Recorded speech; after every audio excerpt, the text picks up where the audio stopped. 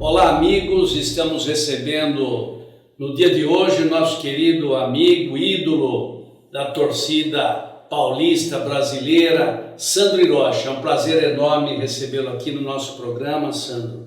Olá amigos, eu vou começar com uma pergunta. Quem é Sandro Hiroshi? Em primeiro lugar, obrigado pelo convite. Olá a todos, né? No programa olá amigos, né? Olá a todos os amigos.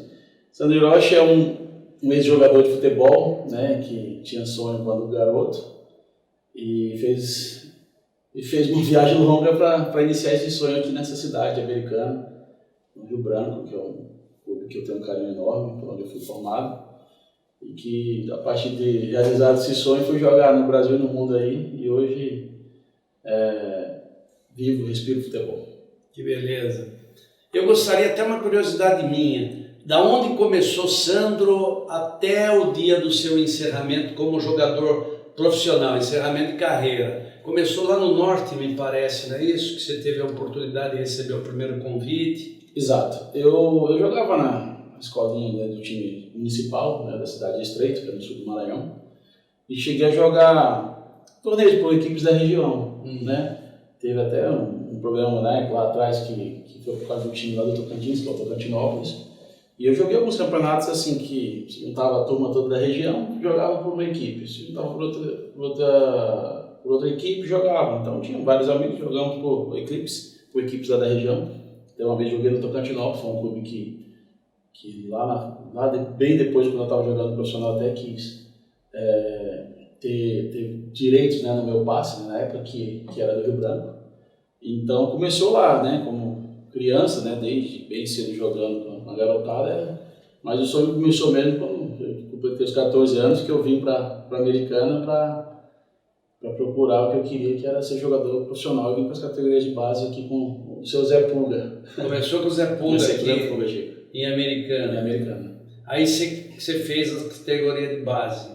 Não infantil, já era não júnior. Foi antes, foi no Dente de Leite da época. Dente de Leite da época. Aí que ano foi isso, Sandro? 1994. Eu lembro muito bem da dupla famosa Sandro Hiroshi e Anailson. Exato. Anailson não vi mais falar. Anailson mora nessa cidade, que é Estreito. Lá em Estreito, no Maranhão. Parou de jogar, tem uma escolinha de futebol e de vez em quando ele manda alguns garotos aí para o Rio Branco. Olha que beleza. Bons jogadores. E eu gostaria, assim como todos que nos ouvem, você se sente satisfeito com a sua carreira de jogador de futebol profissional? Sim, Chico. Realizado? Realizado. Eu acho que as adversidades, as dificuldades, lesões, essas dificuldades do futebol acontecem para todos. Uns têm menos, outros têm mais. Eu tive lesões no joelho que fizeram eu antecipar o encerramento da minha carreira, né? Por causa de lesões, eu sentia dor no final, tomava injeções para poder jogar e isso me incomodava, parei cedo. Mas eu sou muito grato ao futebol. Vamos falar hoje ao Rio Branco, que abriu as portas para mim nas categorias de base, onde fui formado. Tive 5 anos na formação, para depois eu sair daqui como um profissional e jogando em alto nível, que a equipe do Rio Branco, né, projetava isso para a gente. Uma boa condição e a gente jogava em alto nível em campeonatos paulistas, que os jogadores daqui depois foram para clubes grandes e isso eu sou muito grato e muito realizado. A partir dali eu fui buscar meus sonhos e passar de clube em clube. Você se lembra, lógico, deve se lembrar com certeza, todos os clubes da onde você iniciou até onde você terminou? Eu lembro. Quais são esses? Eu lembro. Acho que até na sequência eu lembro. Não foram tantos, mas assim, se for olhar, é um número considerável. Vou começar. Eu comecei no Rio Branco, nas categorias de base, joguei no profissional. Aí daqui fui para São Paulo. Quantos anos de Rio Branco, você lembra? No Rio Branco eu cheguei em 94, saí em 99. Exatamente 5 anos. 5 anos no Rio Branco. Vou até aproveitar o gancho e falar um pouquinho do Rio Branco, já estou falando do Rio Branco. Fui campeão nas categorias de base, Chico. Um dos campeões, né, paulista sub-17. Ganhamos do São Paulo aqui, uma final em Americana. Um título importante, que é um campeonato paulista, né? Da base do Rio Branco, o campeonato paulista que a gente tem oficial pela federação é esse aí. O Rio Branco teve dois vice-campeonatos aspirantes, um deles eu estava, era bem jovem, já jogava também no vice de 97 de aspirantes. E por aqui eu fui para a seleção brasileira, né, de base. E daqui eu fui para São Paulo. São Paulo 3 anos. Aí Flamengo, joguei um final de uma temporada, quando eu saí do São Paulo. Aí do Flamengo Figueirense Guarani. Aí do Guarani fui para a Coreia do Sul. Joguei em 3 times na Coreia do Sul. Aí voltei para o Brasil após uma cirurgia de joelho. Aí joguei um pouco no América de Natal. O Souza, que é um craque que saiu aqui do Rio Branco, meu amigo Souza, estava no América de Natal encerrando a carreira e pediu para eu jogar com ele naquele encerramento da carreira dele. Aí eu joguei 3 meses, aí voltei para a Coreia do Sul. Aí depois joguei em Santo André, Red Bull e encerrei minha carreira no Rio Branco. Quer dizer, começou com 14 e encerrou com 33. 33. No Rio Branco de Americana. Foram 10 anos aproximadamente, é isso? Não, 20 anos. Praticamente 20 anos, né? 20 anos. Você começar no E a amarelinha, nunca vestiu? Só de base, da profissional não vesti, Chico. Eu estava pré-convocado para ir para uma seleção olímpica, mas aí eu tive um problema nesse meio lá e acabei não podendo ir. Problema que, até foi um problema que eu não gosto de falar, mas que todo mundo sabe, foi aquele problema da questão da idade, sim, que me prejudicou. Eu fiquei suspenso 6 meses e ali me impossibilitou de ir para uma seleção de uma categoria um pouco melhor, né? Que seria próximo do profissional, que é uma seleção olímpica. Sandro Hiroshi teve também muitos representantes, como é que administradores de carreira, empresários? Representantes não, representantes só os que eu iniciei, do começo ao fim, que é o Edson Facina e o Gilberto Denadai, o Filé. Os dois foram meus 2 representantes a carreira inteira. Fizeram parcerias com outros grandes nomes para fazerem negócio, que aí eles se juntam, fazem parceria e fazem negócio. Eu fui do Rio Branco para o São Paulo através do Jorge Machado, junto com o Facina e com o Filé. Eu fui do São Paulo para o Flamengo com o Ranfiga, junto com essa turma. Aí outras vezes era o Elizinho, Eli Coimbra Filho. Isso. O Eli Coimbra Filho fez vários negócios junto. Machado é aquele do Rio Grande do Sul, né? Do Rio Grande do Sul, exatamente. Lembro dele. Machado, lembro dele da época que eu era presidente do Rio Branco. Eu não lembro o nome do meia esquerda que nós negociamos do Grêmio para o Rio Branco, e depois o Rio Branco foi vendido para o Santos. Não é Davi? Sei lá, no decorrer do programa, se eu lembrar, eu volto à tona para a gente poder se relembrar desses tempos maravilhosos que foi o Rio Branco Sport Clube, a época que você viveu aqui na cidade. Exato. E por falar em Rio Branco, falar em tempos de futebol jogado, como é que anda a sua aposentadoria? Chico, tranquilo? Tranquilo, né? A gente sofre bastante no começo. Eu tentei ocupar bastante a cabeça, tentar fazer algumas atividades para suprir essa necessidade de ditar da bola, porque a gente gosta, né? Logo que eu parei, eu continuei mantendo a forma, eu gostava bastante de jogar futebol e tudo, mas aí ganhei uns quilinhos a mais, os joelhos, né? Já parei por causa dos joelhos, por causa do peso a mais dos joelhos, que me incomoda um pouco mais. Durante a carreira eu fiz 4 cirurgias de joelho, né? Coisas que foram, né? Vai minando, né? A saúde do atleta em si para o alto rendimento. Então eu pensei um pouco na saúde, decidi encerrar. Mesmo estando em grande forma, conseguindo jogar, eu decidi parar para mim não me prejudicar mais o meu corpo, né, na verdade. E como é que foi essa escolha para o tiro? O tiro foi engraçado, tiro né? Esportivo, né? Tiro esportivo. Que Americana é uma cidade muito conhecida no Brasil pelo tiro esportivo, por causa do tiro ao prato, principalmente. Tivemos um campeão sul-americano que foi Atos Pisoni. Atos Pisoni, exatamente. Meu sogro, Leonel Ravera, teve a oportunidade de participar de um Pan-Americano, se não me falha a memória, no México, junto da equipe de tiro. Exatamente. Inclusive a rua lá do Clube de Tiro, daqui do Clube de Americana, se chama Avenida Olímpica Leonel Ravera. Exatamente. Eu sou sócio do clube. E aí conheci o Clube Americanense de Tiro, né? Não foi através do Atos, conheci o Atos já depois.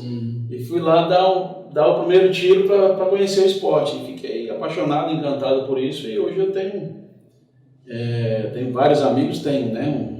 O Atos como um mestre ali que... Arthur, que é um garoto muito promissor, um garoto muito dedicado, que o Atos está moldando ele para fazer para ter a mesma trajetória que o Atos. porque é um grande campeão, o Atos nos passa bastante dicas lá.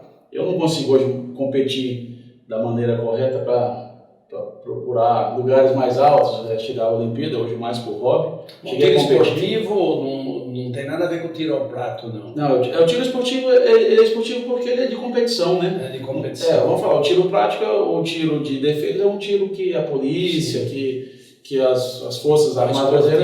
A área esportiva que é para competição. Pode ser, tem inúmeras modalidades dentro do tiro esportivo. Exatamente, para a Olimpíada de 2020 em Tóquio vão disputar várias modalidades de tiro esportivo. Então vai ser de carabina, e a sua qual é? Tiro ao prato. Tiro ao prato. Fossa olímpica. Fossa olímpica. O Arthur também está tirando fossa olímpica. O Atos era um grande campeão no esquite. Esquite já é uma outra modalidade mais do tiro ao prato. Tiro ao pombo, né? Exato, parecido com o tiro ao pombo. Hoje não, hoje é fixo, é um prato. É um disco, é um pratinho. É um prato, é um disco, né? Laranja, que mede aproximadamente ali 10 a 11 centímetros, né? E o que acontece? A competição é lançada por máquinas, diversas máquinas, e em vários ângulos e velocidades, né? Então isso aí é um desafio, né, pro atirador. E vamos falar, o Atos, né, foi campeão de uma modalidade que lá atrás, né, vamos falar, era muito, muito difícil, porque para quem sabe que eu gosto de tiro vai entender melhor. A gente atira na fossa olímpica com a arma já pronta, empunhado, com o rosto na coronha. O do Atos era com a arma aqui, abaixo do braço aqui. E aí depois a gente tinha que procurar a posição e atirar um disco também em movimento. Então o Atos foi um grande campeão com uma participação quase que perfeita, né, errando apenas um tiro em 200 pratos, né, no Pan-Americano.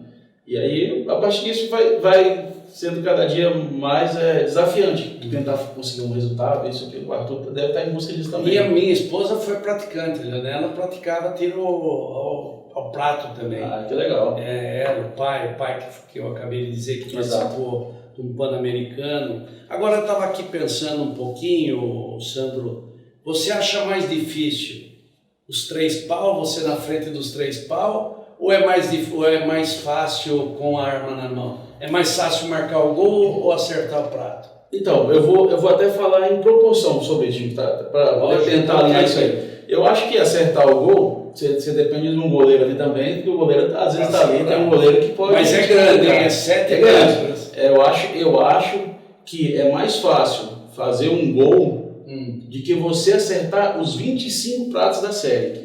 Por que eu falo 25 pratos da série? Porque o tiro não é só um tiro. Acertar um prato só, eu acho que é mais fácil que fazer o gol. Agora, você fazer a série, que a gente chama os 25 pratos, que são ângulos diferentes, que a gente vai lá atirar, são 25 pratos, ali se conta uma série. Fazer o 25 que a gente usa no tiro do tipo é mais difícil que fazer um gol. Para mim é. Sandro Hiroshi já fez 25 pratos? Já fiz em treinos, em competições. Mas eu falo que aí fazer 25 em competição, em alto rendimento, sempre é muito mais difícil que marcar um gol, Chico. Muito mais difícil que marcar um gol. Sandro, como é que você vê o Rio Branco de hoje? Comparado ao Rio Branco que você viveu, ao Rio Branco que você jogou, ao ídolo Sandro Hiroshi aqui na cidade americana? Chico, a diferença é enorme, Chico. Em primeiro lugar, já pela divisão que se encontra o Rio Branco para a que eu jogava lá atrás, é praticamente o inverso, né? Hoje o Rio Branco está na última divisão e naquela época estava na primeira. A questão da estrutura, o Rio Branco tem uma estrutura gigante, você sabe, o estádio da Silvita, tudo que tem ali em volta do estádio, tinha as outras 2 sedes, hoje só tem uma, que é a sede náutica, não tem mais a sede social. Eram bem estruturadas, né? Tinham bastante patrocínios, a torcida comparecia, ajudava. O nível dos jogadores que eram contratados eram muito acima do que se tem hoje. Hoje o Branco trabalha com garotos aí até sub-23, né? Até 23 anos. E a dificuldade é muito maior hoje. Antigamente, se fazer futebol, o clube do interior tinha muito mais respaldo, muito mais ajuda. Hoje o time do interior sofre.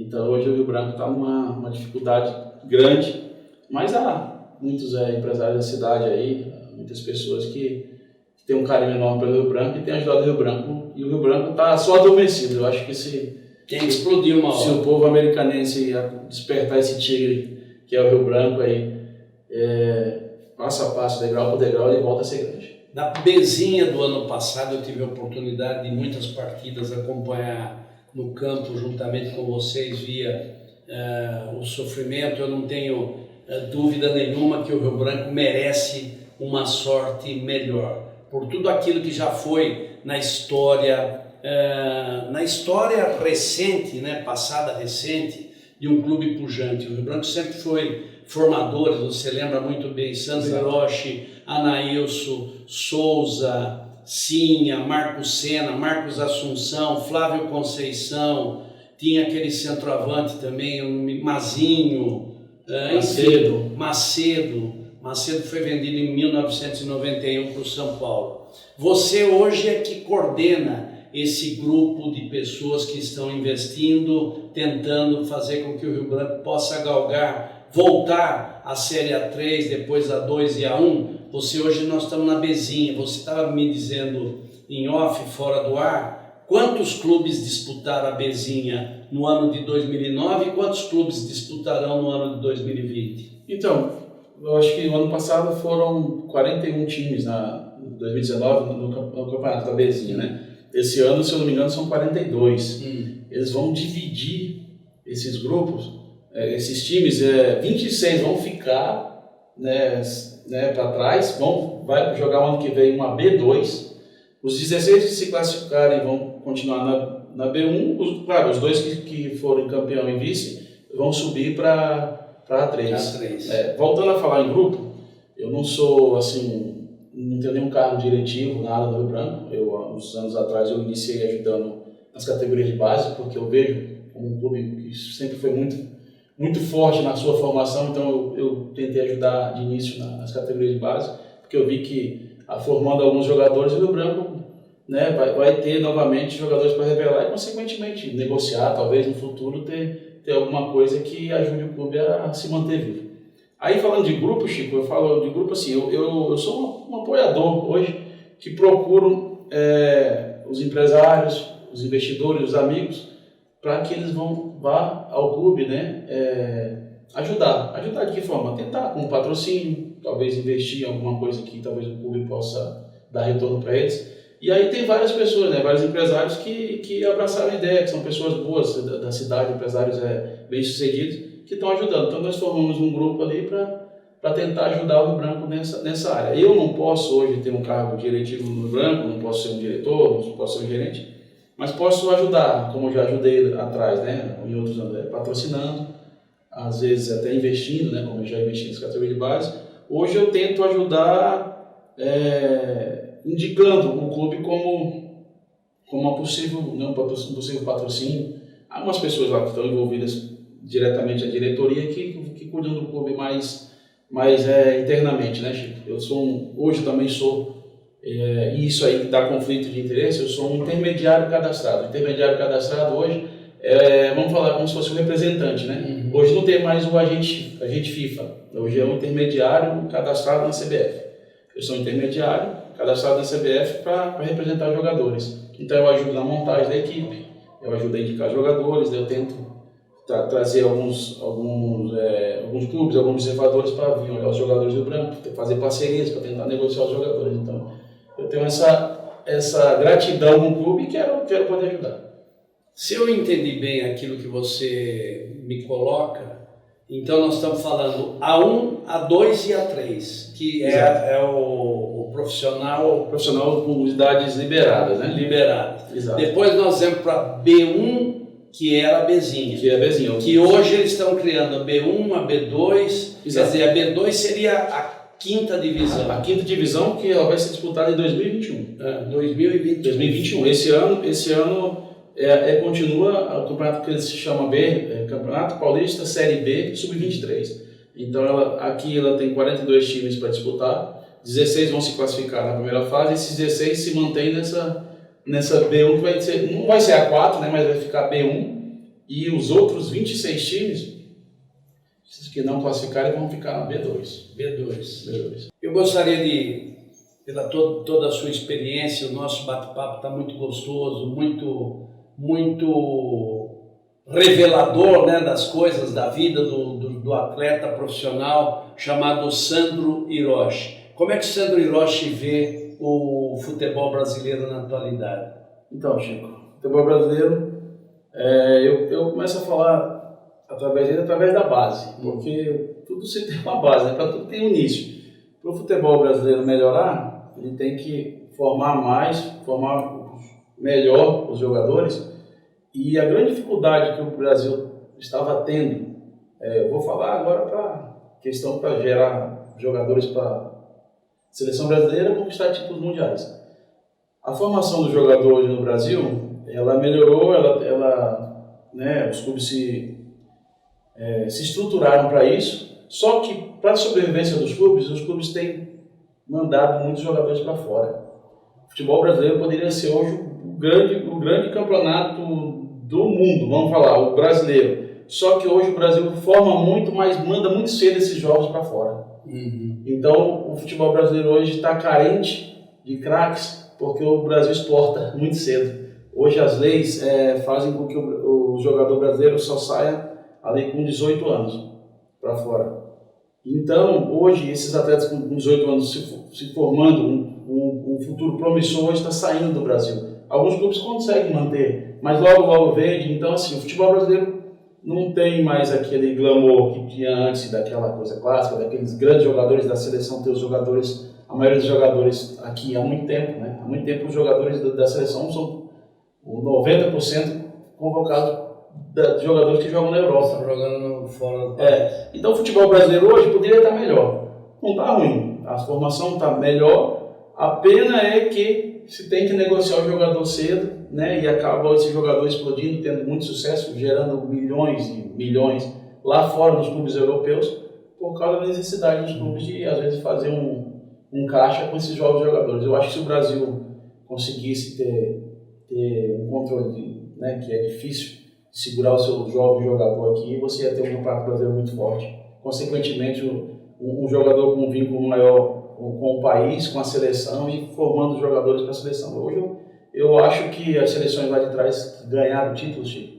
Ganharam títulos porque foram os jogadores, assim, como se diz, mais enraizados aqui no próprio Brasil. O jogador que está lá fora ganhando milhões, às vezes ele prefere ficar lá do que estar na seleção. E isso acontece, realmente acontece. Eu tenho alguns exemplos, não vou falar o nome, mas eu acho que o grande problema seria esse. E depois, se eu puder fazer uma pergunta para você, eu gostaria de fazer também.